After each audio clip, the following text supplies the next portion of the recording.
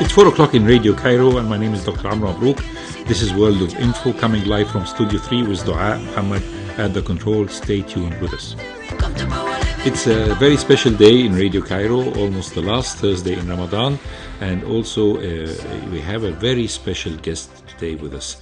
His Excellency Ambassador Mohamed TAWFIK, an Egyptian ambassador who served distinguishedly in a lot of posts in Egypt and abroad, working in our embassies in Washington, D.C., in Zimbabwe, Geneva, and as an ambassador in Australia, Beirut, and his last post was in Washington, D.C., a man with a great cultural background, political background, diplomatic background, and engineering background. Yes, he was an engineer before he enrolled in the service of the foreign service of the distinguished foreign service of the Egyptian government.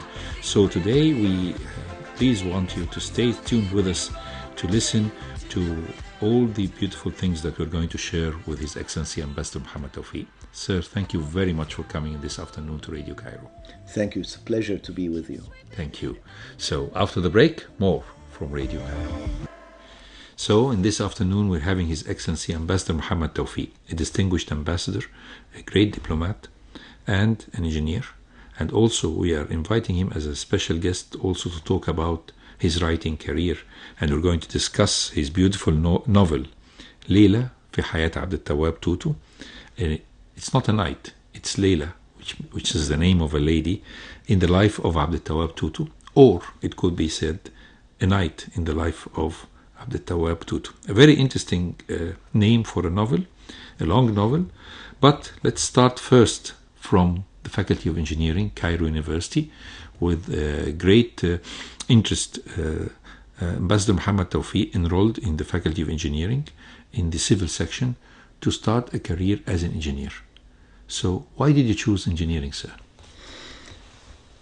Engineering seems to be a natural thing to do for someone who did well in maths. And actually my original choice was to study cinema and become a director. Wow. So this is what I really wanted to do. But due to family pressures, I yielded. I yielded. Well, I reached a compromise. I yielded. I joined the Faculty of Engineering, but at the same time I started writing stories and novels. So that was the sort of compromise, that sort of balance that I arrived at. You started in a very critical period in Egyptian history, your study as a student in the university, and that was in 1973. Your first year in the Faculty of Engineering was interrupted by October War, and life in Egypt definitely changed after this war, and you have seen a lot. And you have graduated from the Faculty of Engineering and started working as an engineer.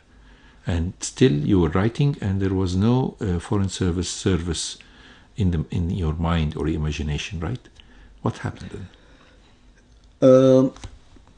I had a successful career as a civil engineer. I worked for 5 years in a number of different projects. I was a site engineer, and suddenly it dawned upon me and my wife that a change of career would be something that we would welcome, particularly joining the Foreign Service, getting this great exposure, the opportunity to travel around the world, and so we said, let's do it. Actually,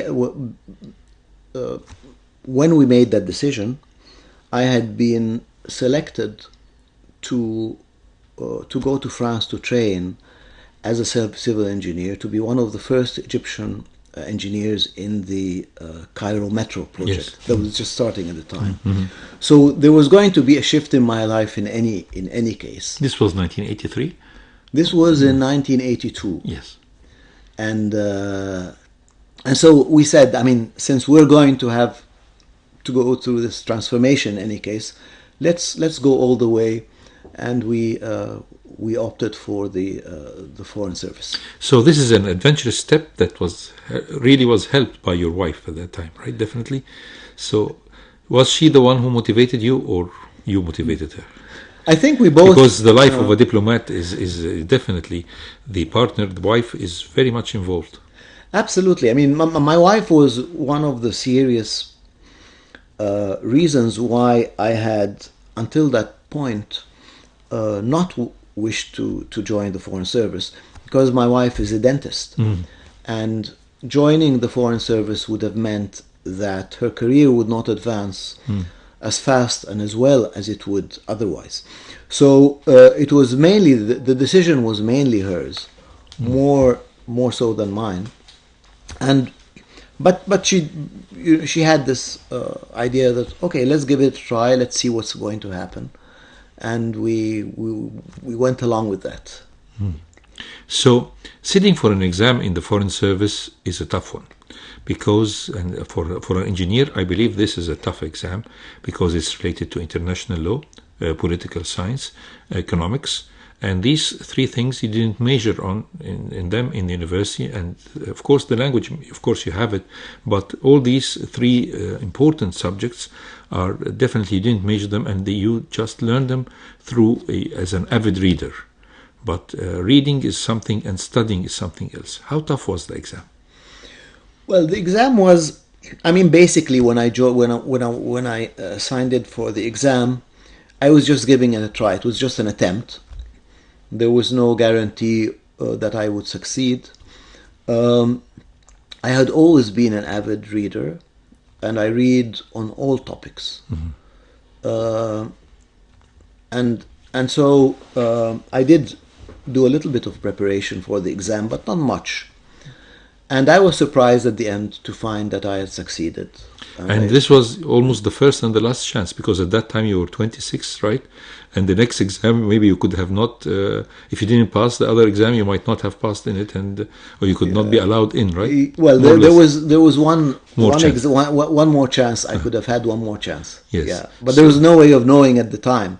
It could have been the last chance. Yeah. Yes. Yeah. So this is very interesting. How was the oral exam? I believe you met a lot of great personalities, which of course are historical leaders of the Foreign Service.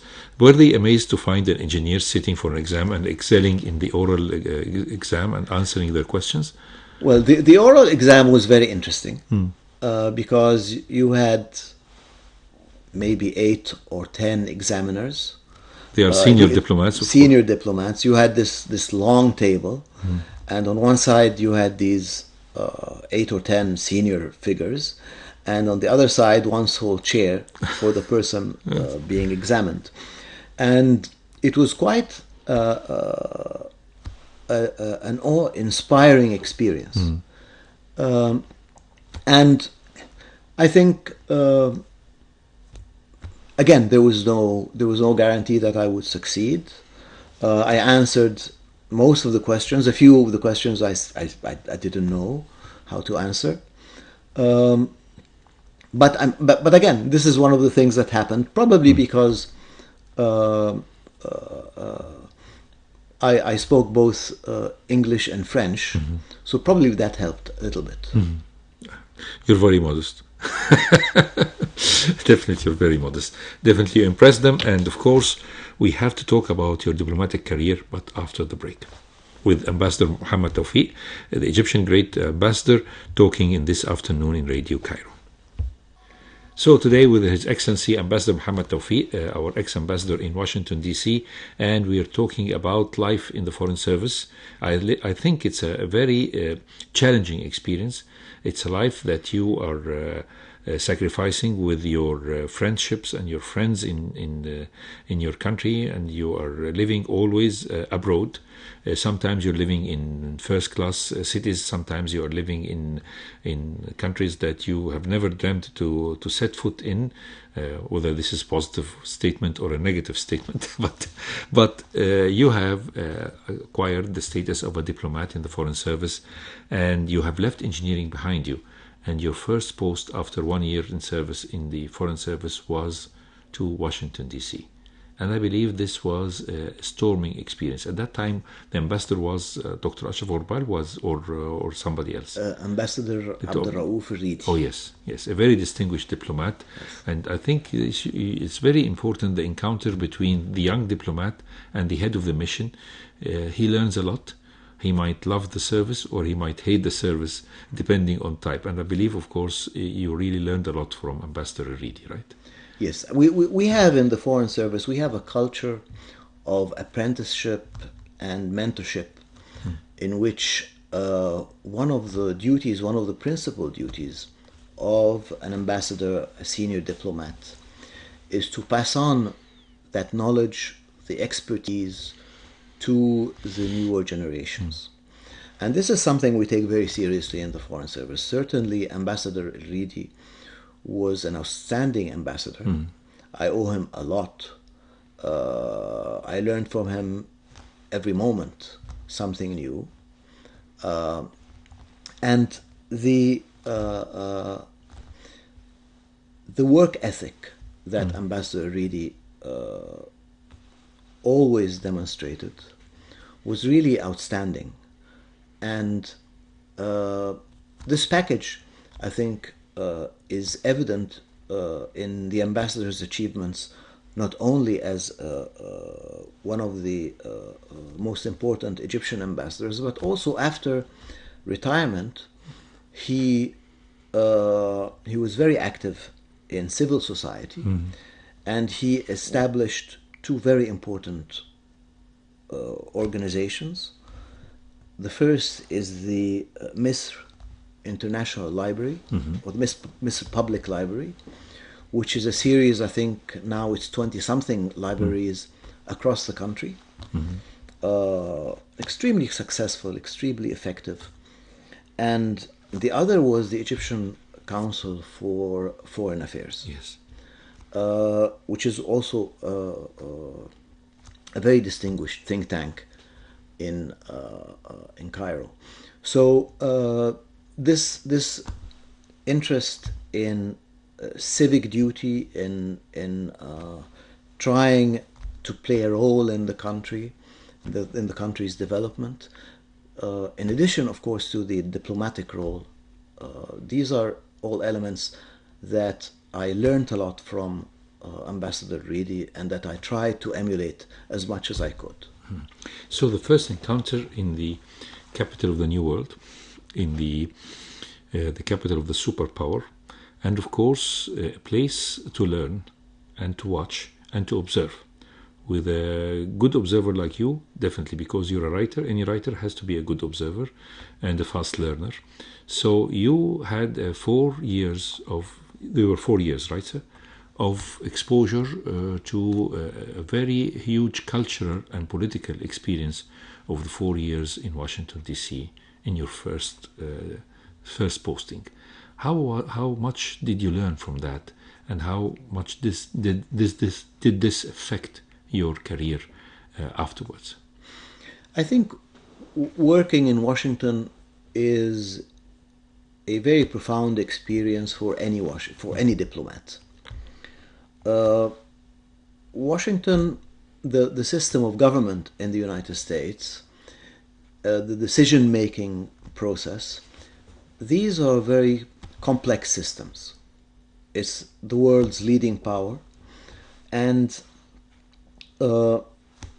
as an Egyptian diplomat, we have very strong interests with the United States. And so we have to be able to navigate the corridors of power in Washington. We have to be able to establish network of relationships. We have to be able to send our message across. And at different periods in our history, our message may change, but our interests are always vital. And there's always a high expectation from the Egyptian side on what our diplomats should be achieving. So, for example, in the United States, the experience of working with Congress is an extremely interesting experience. The experience of dealing with the think tanks, the State Department, the Pentagon, the White House, national security staff. And the different lobbies as well. And the different lobbies, how to navigate, first of all, how to understand what's going on, because it's not as easy as all that, just to be aware of how things move in Washington, and then to try to influence that, so things move in the direction that you want them to move. This is a very formative experience, I think, for any diplomat. So it was a great experience, and then the shift afterwards, after serving for a year or so in Cairo, was to the country of Zimbabwe. Another strange experience, but I believe it was a vivid one as well. Zimbabwe is a very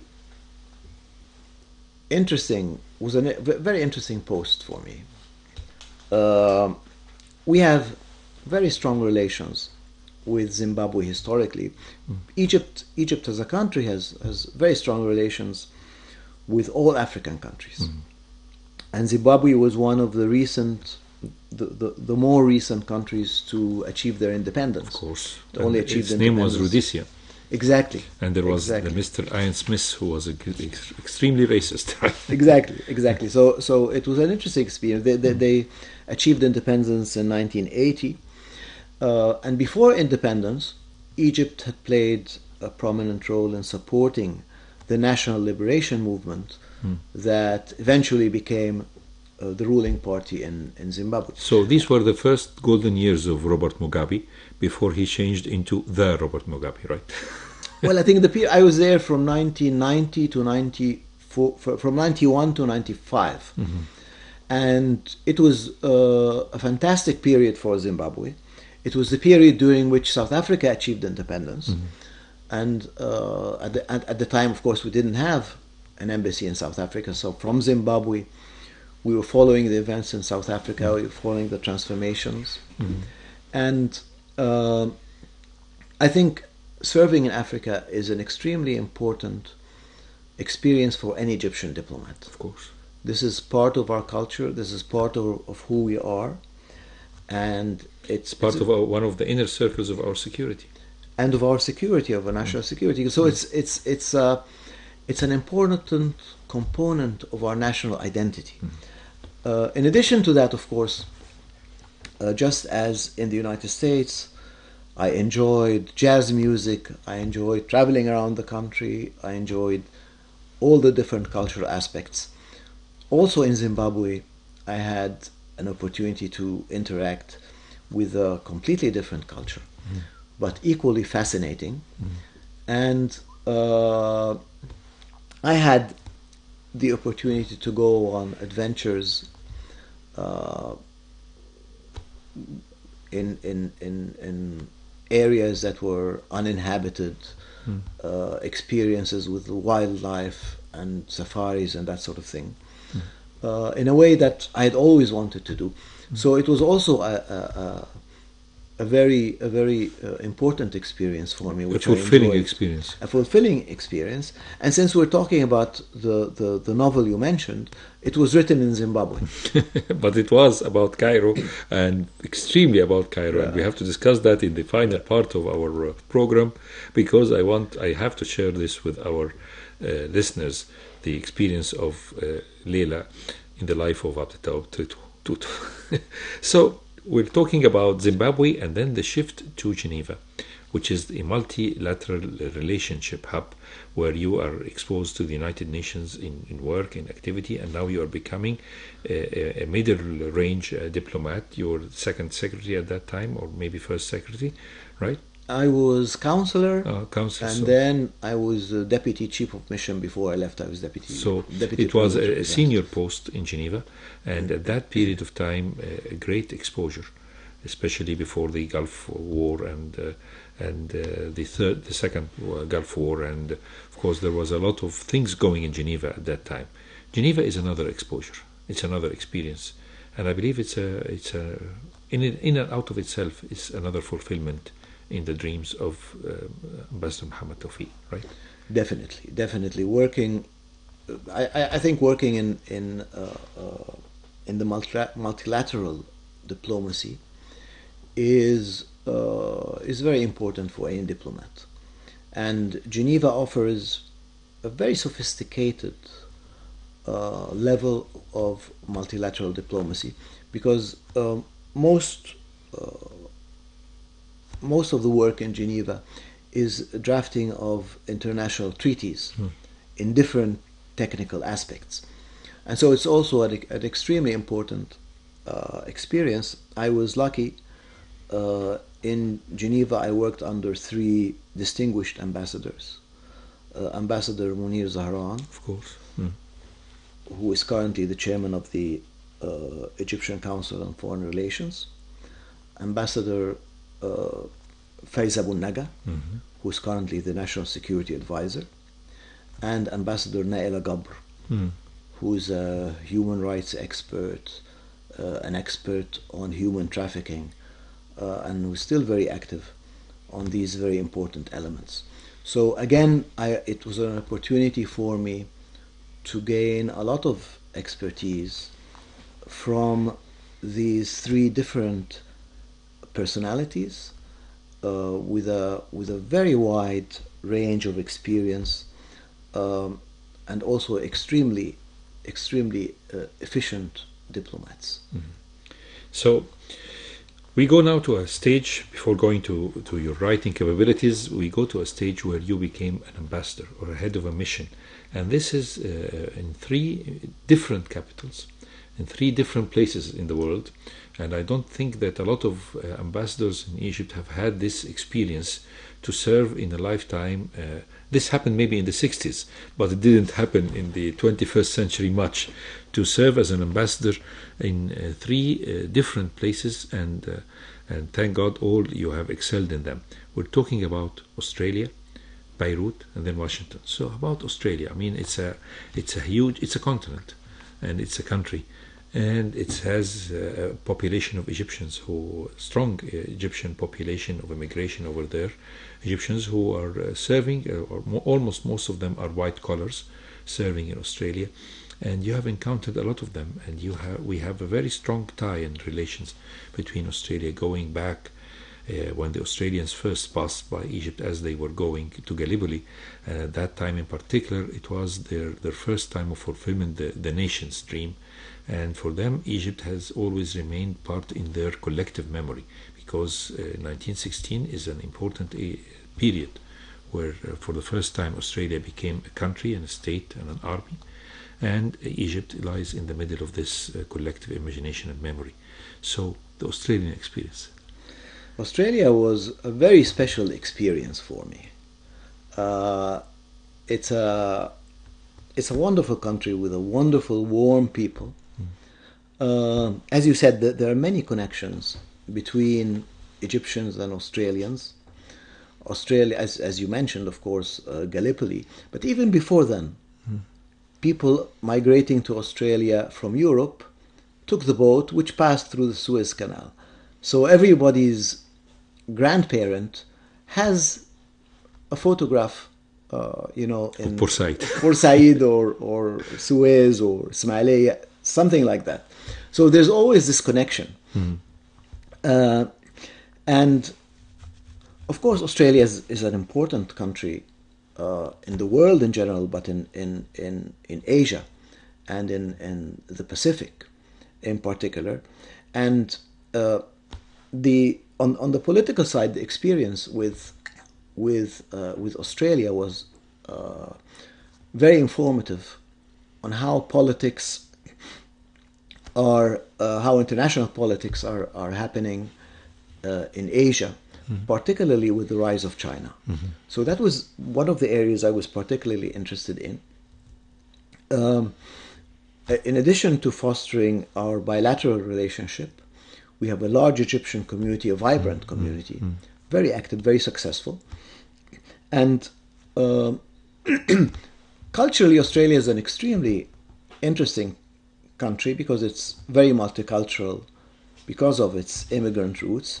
But also the Aboriginal culture is extremely interesting in understanding human culture as a whole, because it's one of the oldest surviving human Yes. cultures. And The Australian government, actually, we had here once the Australian ambassador, and she was kind enough when I brought the subject of aubergine to stand erect in respect and give the statement, the Australian statement, that they show complete regret as a government to the atrocities that were made in the ancient history, in the modern history of Australia against the aubergines. So a country that is having remorse with its history and trying to pull together the aubergines back, trying to integrate them in the society, I think the aubergines deserve a lot of care. You had the encounter with them, right? And well, of course, exposure to their culture. Yeah, of course. I mean, I think it's a very important step that Australia has officially taken. There's another example. I was also accredited to New Zealand, and New Zealand offers another example of coexistence between the original population and the immigrant population, and it's important. It's important. I think it's essential for countries to make peace with their past and to move forward collectively as a whole, not leaving any marginalized populations. Definitely. But regarding the Aboriginal culture, I give a work I've been giving for the past 20 or so years, a workshop on creative writing. And whenever I talk about the origins of the story as an art form, I refer a lot to Aboriginal stories because it gives us a lot of information about the how storytelling originated very early on in human culture. And so it's for me it was a very important experience, certainly. That's very interesting, because the next step was Beirut, a country that we love and they love us. This country, I think Lebanese people really love Egyptians and they love Egypt as a whole. And I don't think that you have ever met such an intimate population like your period of life in Beirut. Tell us about this strange friendship and brotherhood that you have experienced in Beirut, please. I always knew before going to Lebanon as an ambassador that the relations were extremely close. But I did not realize how close they actually were. In fact, I found they were even closer than I could imagine. At any given moment, you have many Egyptians visiting Beirut. Whenever I'd go to the airport to receive one delegation, I'd find 10 other delegations who had arrived without informing us. And the same thing for the Lebanese visiting Egypt. Of course, Lebanon is an excellent position for a diplomat from which to try and follow what's going on in the Arab world. Because it's one of the central locations in the Arab world where everyone goes. And particularly with the crisis in Syria, which was flaring up when I was there, it was a very good vantage point from which to follow the developments in Syria and Iraq and the rise of ISIS, the rise of extremism, that particular form of extremism, and so on. So it was, of course, Lebanon, as we all know, has the best parties in the world. And so it's one of those countries in which you're working all the time and enjoying yourself all the time. And you're so, in a sense, you're living every moment of your... Incidentally, you may be interested in this, there was a diplomatic team that ran in the Beirut marathon. Yes. And I ran in that. You finished the marathon? Or it I was didn't not? finish the whole marathon. We took it as a relay. Oh, yes. I think we were 5 or 6 ambassadors, and we took it as a relay. So I did part of the marathon. Yes. But it was a fantastic experience for me. And I think, of course, being so close to home was an advantage, particularly after Australia. Yes, it's 1 hour by aeroplane, right? Yes, so it's, I mean, you don't feel it. You don't even feel like it's an hour. I think it's even less than that. Yes. So, you know, it's amazing. So it's an amazing experience. And the Lebanese people are definitely very warm and very friendly, I think so. Very warm, friendly, and sophisticated. Yes.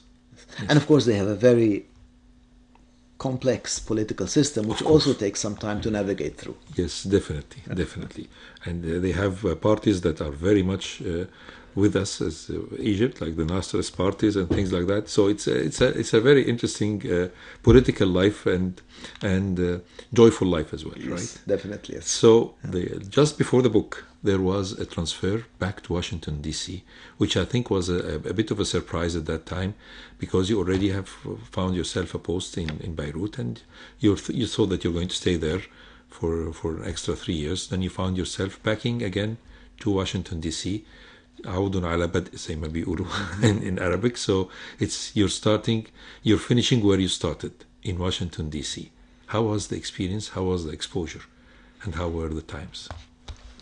It was, the experience was mind-blowing, because it was a very difficult period. My first year in Washington, the president of Egypt was Mohamed Morsi. My second year, it was Adli Mansour. And my third year, it was President Sisi. So you had very profound transformations happening in Egypt. And at the same time, the United States played a role in these transformations. It was not neutral. It was an active player. And it was important to, at all times, to protect core Egyptian interests. It was a very difficult navigation, Your Excellency, right? Definitely. Definitely. It was very difficult. The most difficult part, of course, was the second wave of the revolution against the Muslim Brotherhood, 30th of June. Where all the Egyptians went to the streets, including me and all your relatives here, I believe. Of course. Everyone came to the streets because we felt the injustice. And we had to show the whole world, that it was not a simple act of tyranny. It was a complicated and a complex act of tyranny that wanted to suffocate this country. Yes. So, for you, and as an ambassador at that period, a critical period of time, and you know that you are completely biased with the side of the people. So, how was it? How tough was that? It is true that in Egypt, the whole country was rising against the Brotherhood, because they were not just trying to impose a new form of theocracy in Egypt. They were also trying to change Egypt's very identity. And so it was normal that Egyptians would not be able to accept that approach. But until the 3rd of July 2013, the Muslim Brotherhood were in power.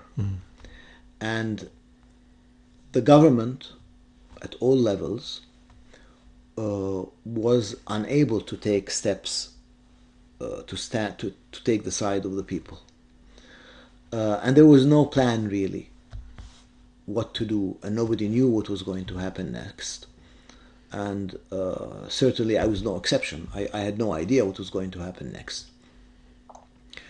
But the Muslim Brotherhood had been preparing for some time a very sophisticated media and PR operation in the United States, and I was aware of that.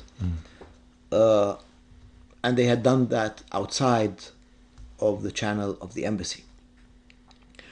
So it was important that once it was announced that Morsi had been removed, it was important that I move very quickly. To make a counter-attack, which is very difficult, I believe. And it required moving without instructions from Cairo, much earlier than Cairo could manage to send instructions. And so before the end of the announcement that Morsi had been removed, I had already started giving interviews to the press in the United States. And immediately I started working with the media, and which was not an easy job, because there were a lot of bias against us at that period of time. I myself was in New York attending a meeting, a scientific meeting, and I could really watch what was happening on the CNN in August 2013. I remember that. An enormous level of bias. Yes. There was no doubt that there was bias, and there wasn't even an attempt to rectify that. Or to be balanced in the reporting. It was biased, and that's how it was. And so it was important for me to try and counterbalance that as much as I could. And we did make an effort, and also not just with the media and the think tanks, but also with the government itself, with the U.S. government, with Congress, with the administration. It was important to act very quickly and very effectively to make sure that Egypt's point of view was heard in Washington. This was definitely a difficult period. But all through this period of time, you didn't forget the books, you didn't forget the reading. And of course, you went again to the alma mater, where you can find a lot of bookshops in Washington, D.C. to buy, to purchase, and to get trophies and prizes with very suitable prices at that time from Barnes and Noble and things like that. So you got a big collection of books, and you were shipping them back to Cairo. At the same time, you were writing a lot of new novels and short stories. But we'll take you back to your first novel, the novel that was published in a very narrow scale in 1995, and later on in 2019 it was published and started going into the market. And through the Facebook, I've known about it and started searching for a copy until I found one, and I couldn't leave the book. It's an interesting marathonic book. It's almost 400 and something big pages. 480 pages, and it's full of everything that you can need to know about 80 years in Cairo and Egypt. So, a night, or Layla, in the life of Abd Tawwab Tutu, after the break with His Excellency Ambassador Mohamed TAWFIK. So we're still with His Excellency Ambassador Mohamed TAWFIK. Now we're going to leave the Foreign Service and talk about your writing experience. You have been writing all your life. You're writing your own experience, writing short stories, writing novels. And your first novel, which was unfortunately was narrowly published, narrowly distributed in 1995, and found its way to the market in a new, fresh print, and making a lot of attractions and admirations from a lot of critics. It's A Night in the Life of Abd Tawwab Tutu, or Miss Layla, or the Lady Layla in the Life of Abd Tawwab Tutu. A book that carries a different perception of its topic or its address will definitely attract the attention from the first page. So, living in this experience of reading this book, how far is this novel related to real characters? As a rule, I never... Some writers do this, but I never do, which is to write about someone you know. Mm-hmm. As a rule, my characters are 100% fictitious. However, it is impossible to invent something from thin air. Mm-hmm. Basically, what I imagine I am doing is I am picking and choosing elements from different people I know and fitting them together into these characters. So although I cannot say this particular person is this character. I mean, some writers would just choose someone they know and try to describe them very well, then change their names, and that's it. I don't do that. But nevertheless, I can't claim that I'm 100% creating these characters from thin air. Is there a real Layla? Layla, I think, in Layla's character, Layla is a very complex character. I tried to fit in Layla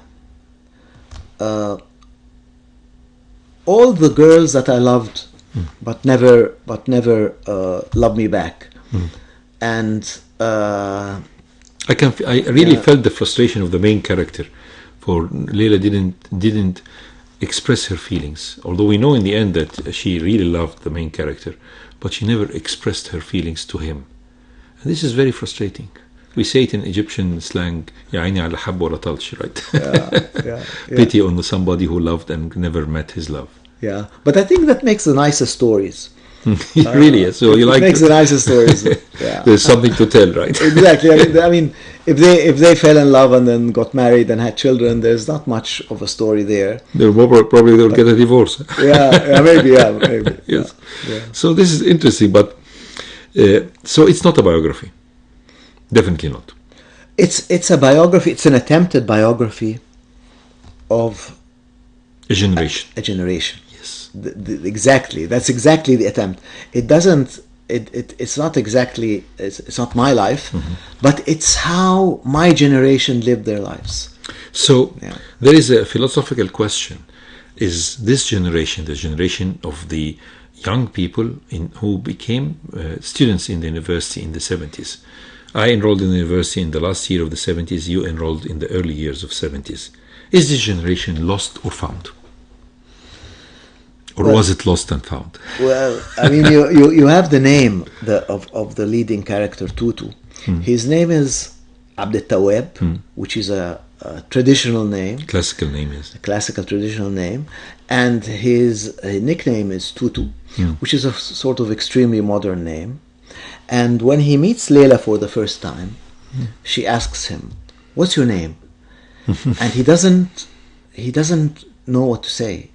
He's not Abd Tawab because he's too modern for that. But he's not Tutu. He's somewhere in between, and that's how his relationship starts with the woman of his dreams.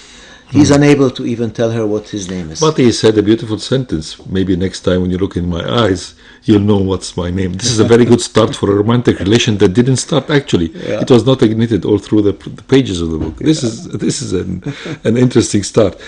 So it talks about two ladies that we have seen them all through the novel.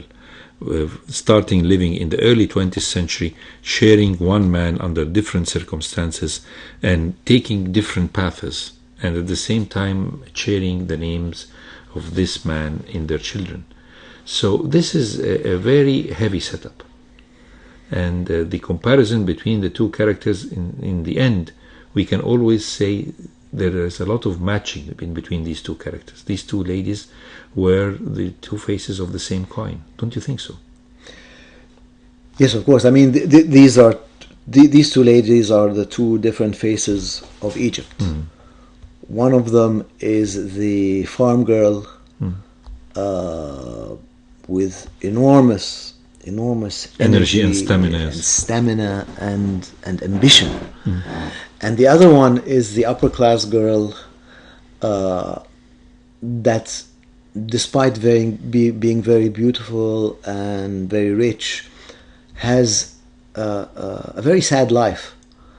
And between these two, you have a description of Egypt, because you have the three generations, these two women, their children and their grandchildren, and Tutu, of course, is one of their grandchildren.